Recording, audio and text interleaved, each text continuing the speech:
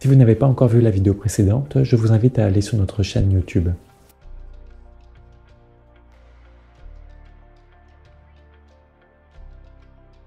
Alors, les loupes optiques, pourquoi faire?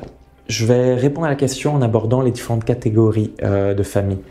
Donc déjà, on peut commencer par les loupes de poche. Donc j'en ai une ici en main. Le principe, c'est d'avoir une loupe d'un format carte de crédit qui peut être facilement pliée et dépliée pour une utilisation rapide.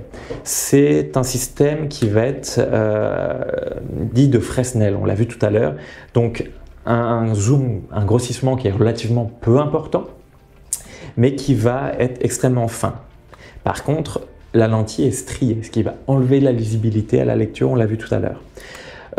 L'intérêt est ici d'avoir un appareil qui est extrêmement mobile pour la lecture de quelques mots, quelques chiffres. Par exemple, si vous êtes en magasin et que vous voulez voir la date de péremption d'un objet ou le prix, vous pouvez dégainer rapidement votre outil.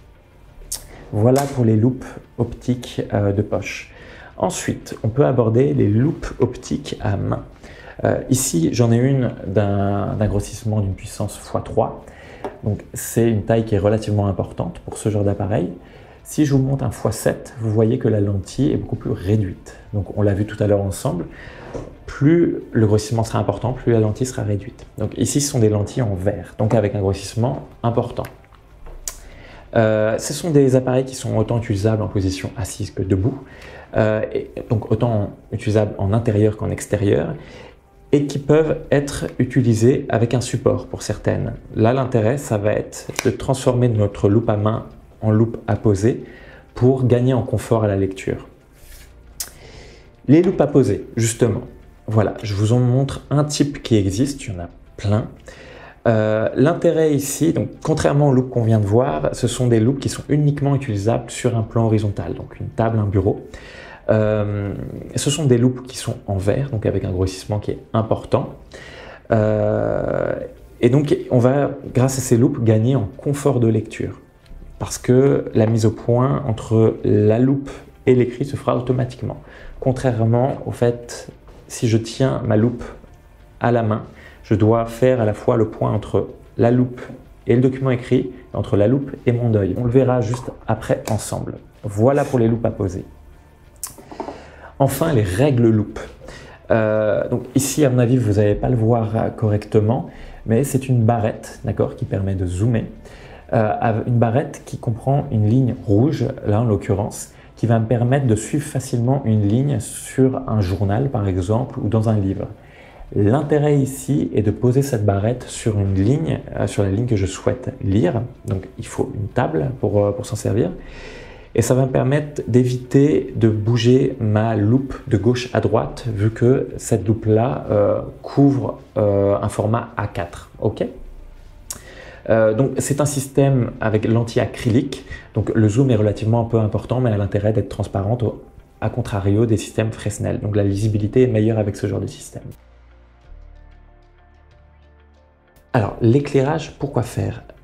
La plupart de ces équipements sont équipés d'un éclairage qui est propre, hormis la règle loupe que je vous ai présentée tout à l'heure. Cet éclairage va permettre déjà d'augmenter la luminosité, donc d'éliminer les ombres projetées par votre main sur le document que vous voulez lire, et ça va également permettre d'augmenter les contrastes. Okay, donc, de manière générale, ça va permettre à la personne d'améliorer la perception des caractères et donc d'améliorer la lecture. Dans tous les cas, je vous conseille d'utiliser ce genre d'équipement dans une pièce avec un éclairage d'ambiance correct, suffisant. Et ce pour éviter les fatigues visuelles engendrées par l'activité de lecture. Si vous avez un bon éclairage au niveau de la zone de lecture, mais que vous en avez un mauvais autour de vous, ça va demander une gymnastique très importante au niveau de l'œil, ce qui va engendrer des fatigues visuelles et ce qui va vous handicaper dans votre lecture. Les loupes optiques, comment ça marche? La complexité va se trouver au niveau du réglage de l'image nette. Pour obtenir cette image nette, la personne va devoir jouer sur deux réglages. La distance entre l'écrit et la loupe, et la distance entre la loupe et l'œil. Okay, Donc le but du jeu, ça va être de trouver la distance idéale entre ces deux paramètres. Il y a des personnes pour qui c'est très intuitif et d'autres pour qui ça l'est moins.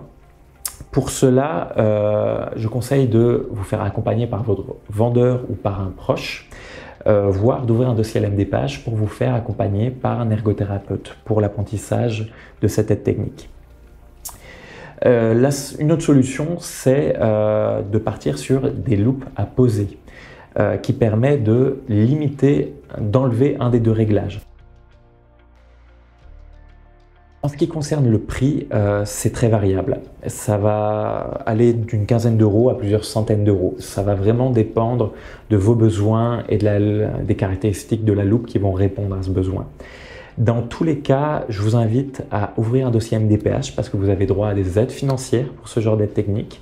Je vous mets en lien du coup le dossier MDPH à imprimer, à envoyer.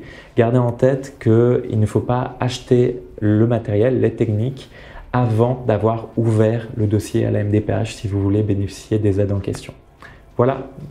Pour plus d'informations sur nos produits, le prêt de matériel, les conditions de location ou nos formations, rendez-vous sur notre site internet cflou.com ou contactez-nous par téléphone au 03 88 01 24 55.